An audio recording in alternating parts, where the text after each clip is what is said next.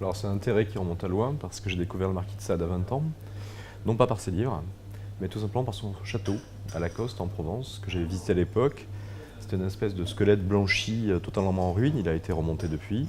Et à l'époque ça m'avait beaucoup fasciné, mais j'avais eu une légère déception quand même parce qu'il n'y avait que quelques pierres qui se battaient en duel. Et ce qui m'avait beaucoup plus frappé, c'est qu'en entrant dans le village de Lacoste, qui est un tout petit village provençal avec quelques centaines d'âmes tout au plus, je suis allé dans une boulangerie pour aller chercher des croissants. Et la boulangère vendait d'un côté des croissants et de l'autre côté les 120 journées de Sodome.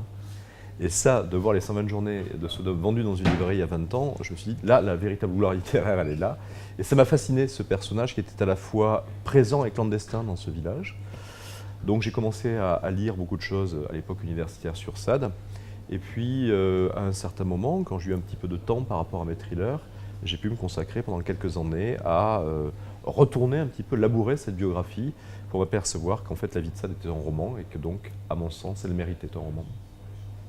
Alors, c'est un libertin sans aucun doute, mais qui dans sa vie a dû avoir pas plus d'une dizaine de journées de libertinage, ce qui est assez peu sur 26 ans qu'il a passé en détention. C'est un subversif. Un anarchiste, non. Non, c'est un homme qui aime l'ordre, qui est un aristocrate, mais c'est un subversif qui est en guerre totale contre la société. Je crois que c'est ce qu'il définit le mieux. Ses textes politiques, d'ailleurs, le prouvent. Et c'est surtout un écrivain, je ne dirais pas hors pair, mais hors norme. C'est-à-dire, ce qu'il écrit, c'est aujourd'hui à la fois une borne et une barrière en littérature. Ce n'est pas dépassé, ce n'est sans doute pas dépassable. Et ça, on peut même se demander si ça appartient encore au phénomène de la littérature. Donc c'est à la fois la borne et un phare en littérature. Je pense que ça équivaut un petit peu. Moi, ce que j'ai voulu essayer de faire, c'est faire ressurgir la personne, Sade, l'humaniste. Lui-même disait, je suis un libertin, mais je ne suis pas un assassin. Quand il était président de la section des PIC, il devait présider des commissions qui envoyaient les gens au tribunal révolutionnaire. Il a toujours refusé de les présider. Ça a été un adversaire farouche, un siècle avant Victor Hugo, de la peine de mort. Il a écrit sur ces questions-là. Et je crois que c'est le personnage de roman, c'est le personnage humain que j'ai essayé de ressusciter.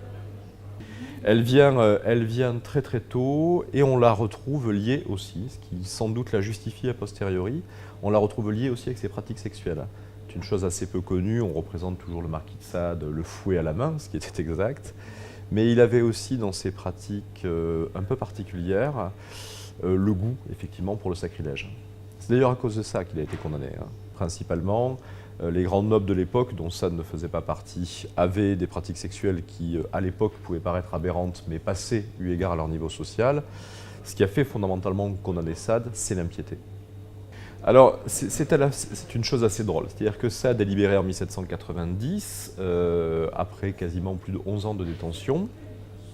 On a des lettres de lui à cette époque, et c'est vrai que le Sade qui sort de la Bastille, c'est un monsieur qui a perdu ses cheveux, à qui manque une dent sur deux, qui a énormément grossi, ce n'est pas un sex symbole, c'est le moins que l'on puisse dire, et qui est dans une situation de misère sociale et financière absolue, puisque ses rentrées financières, qui sont ses fiefs, vu la Révolution, ne lui apportent rien.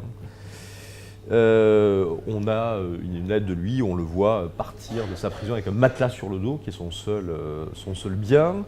Il va voir sa famille le rejette, on a dit à ses enfants qu'il était mort, et il est à la rue. Et très curieusement, on le retrouve 2 ans après, un des personnages importants de l'État.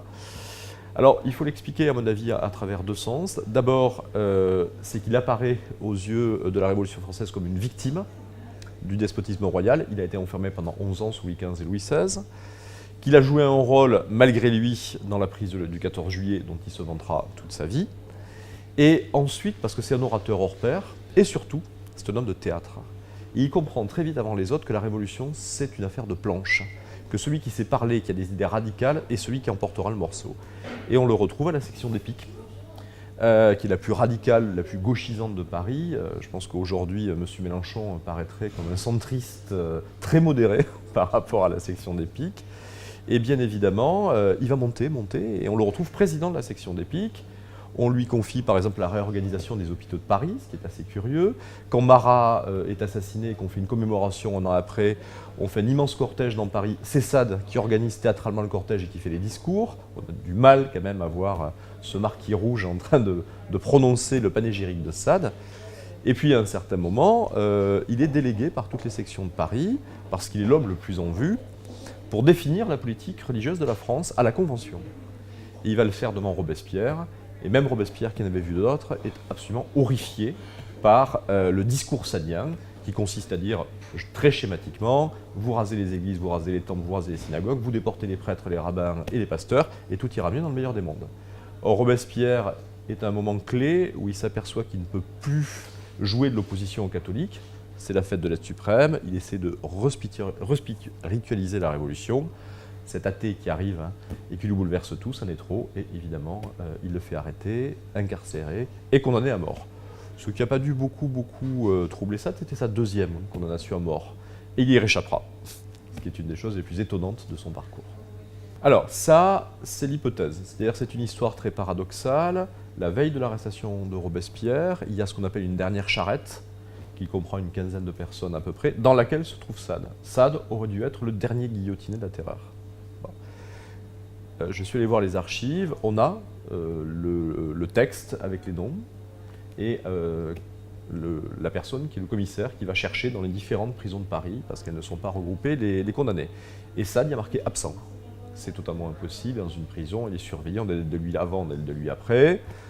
Il y a de très fortes chances, effectivement, que cet absentéisme ait été arrangé. Et l'explication la plus probable, c'est que c'est Fouché qui s'en est occupé, pour deux raisons.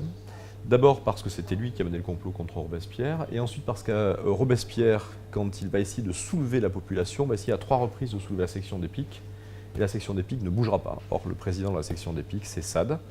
Et puis il y a une chose très étrange, qui à mon avis convainc assez cette théorie, c'est que les bonnes années de Sade, entre 1994 et 1800, quand il écrit des romans qui marchent beaucoup, qu'il a retrouvé une vie sentimentale moins agitée avec une actrice, c'est au moment où il commence à dire qu'il va écrire ses mémoires que là, tout à coup, l'ordre d'arrestation arrive, et chaque fois que Sade voudra être délivré entre 1800 et 1814, il y aura de la part de Fouché une sorte de diktat, on ne touche pas à Sade. Donc il est probable effectivement qu'il ait joué un rôle décisif dans l'arrestation de Robespierre, ce qui est assez curieux quand on connaît le personnage. À un certain moment, Sade décide lui-même de frapper un grand coup. Bon, il écrit des pièces de théâtre, il les fait lire à sa famille qui lui finit par lui expliquer que c'est nul. Il en écrira toute sa vie mais ça ne marchera pas, et il se décide donc à faire quelque chose de très fort, il se lance dans les 120 journées de Sodome. Évidemment, c'est un manuscrit très particulier, puisqu'il l'écrit sur des petites bandelettes qui font à peu près 9 cm sur 9, et qui collent progressivement les unes aux autres jusqu'à qu'elles fassent 12 mètres. C'est un rouleau de papier WC. Et ce manuscrit-là, le 4 juillet, pendant la nuit, quand il est exfiltré assez violemment de la Bastille, reste à la Bastille. Bon, la légende a voulu pendant très longtemps qu'on l'ait soi-disant retrouvé dans le fossé de la Bastille, ce qui est absolument impossible. Pourquoi serait-on intéressé à un papier comme ça qui n'est pas signé ? En fait, on retrouve le manuscrit en Provence quasiment 10 ans après, avec des gens, les Transvilleneuve, qui savent très bien que c'est un manuscrit de Sade. Donc l'hypothèse la plus probable, c'est qu'il a été volé par quelqu'un dont on a le nom, qui s'appelait Maximin, et qu'il a vendu comme un manuscrit de Sade. À l'époque, Sade est une personne déjà célèbre en France. Ce manuscrit, on le retrouve en Allemagne, par vente. Et chose amusante, dans les années 1900, il y a une édition des 120 journées, qui est une édition remarquablement mauvaise, les fautes d'impression sont multiples et variées. Et là, ça tombe dans les mains de Graf Edbing, qui est un psychiatre allemand, qui est en train de faire un catalogue des perversions sexuelles, qui va figer une bonne fois pour toutes les noms qu'on donne aux perversions sexuelles. Il n'en a pas pour le plaisir dans la douleur, les 120 journées lui tombent dans les mains, il crée sadisme. Et évidemment, par parenté, il va aller chercher chez von Masoch, masochisme. Et à partir de là, c'est fait, le destin de Sade est de devenir un nom commun. Ce manuscrit est racheté par le vicomte de Noailles, dont la femme est la descendante de Sade, et il lui est emprunté et jamais rendu, et il réapparaît en Suisse dans la collection Normann, qui pendant des années, ça va être le fleuron de la collection de ce collectionneur, et aujourd'hui les enfants Normann souhaitent revendre ce manuscrit pour un prix qui se situe entre 4,5 millions et 5 millions d'euros. Le problème, c'est qu'il y a un imbroglio juridique énorme, qui est que tout acquéreur devra le rendre aux Noailles après l'avoir évidemment acquis, puisque les héritiers des Noailles ont maintenu la plainte. Donc ce qu'on peut vous dire en revanche, c'est que ce manuscrit va revenir en France d'ici très peu de temps, maintenant on le sait. Il va être acquis et il y a un arrangement qui a été trouvé entre les héritiers de Normann et les héritiers de Noailles, de façon à ce que ce manuscrit maudit revienne en France.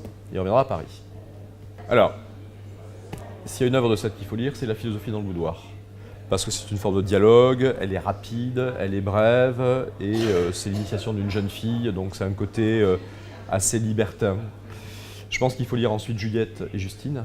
C'est long, mais c'est quand même le meilleur de Sade, avec des scènes tout à fait remarquables. Juliette essayant de convertir le pape au libertinage, ça vaut le déplacement. La présence d'une loge maçonnique, ça vaut le déplacement, puisque ça tourne en orgie à la fin. Et puis, un jour ou l'autre, il faut effectivement... alors là, je ne dis pas lire, parce que c'est un peu particulier, mais il faut mettre... allez, il faut glisser un doigt entre les pages des 120 journées de Sodome, parce que là, vous avez quelque chose qui est extrêmement particulier et intense, mais qui n'est pas supportable. Mais les 120 journées, il faut le prendre réellement ce qu'il est. C'est-à-dire, le problème des 120 journées, c'est qu'il est panthéonisé. C'est un monument historique, vous le visitez. Et depuis qu'il est dans la Pléiade, l'enfer sur papier Bible, évidemment, mais les 120 journées, c'est une provocation de Sade. C'est une sorte de Bible de l'auto-érotisme. Nous, on le voit comme un roman. Ça ressemble à un roman. Mais à la vérité, c'est quelqu'un qui à un moment a dit « Ok, vous m'avez mis en prison, ok, je ne peux plus me livrer à mes perversions, mais je vous garantis que je vais vous sortir quelque chose. Vous allez voir ce que vous allez voir. » Voilà. Si vous le prenez au pied de la lettre, c'est abominable. Si vous le prenez comme un jeu, où toutes les possibilités sexuelles sont explorées, ça reste lisible. Donc c'est un statut très particulier. Alors effectivement, le chiffre 7 n'est pas innocent, mais c'est principalement que quand on regarde, il y a eu 6 vies. 6 vies qui sont très désaccordées les unes des autres. Et si j'ai parlé des 7 vies de Sade, c'est que je souhaitais que la 7e soit effectivement celle du roman, qui remettait en perspective un accord. Ça correspond bien, oui, je pense, à l'esprit de Sade, et qui en plus avait une passion pour les chiffres. Pour ne pas dire une obsession pour les chiffres. Alors les codes, les chiffres, les calculs, ça a été une obsession sadienne toute sa vie.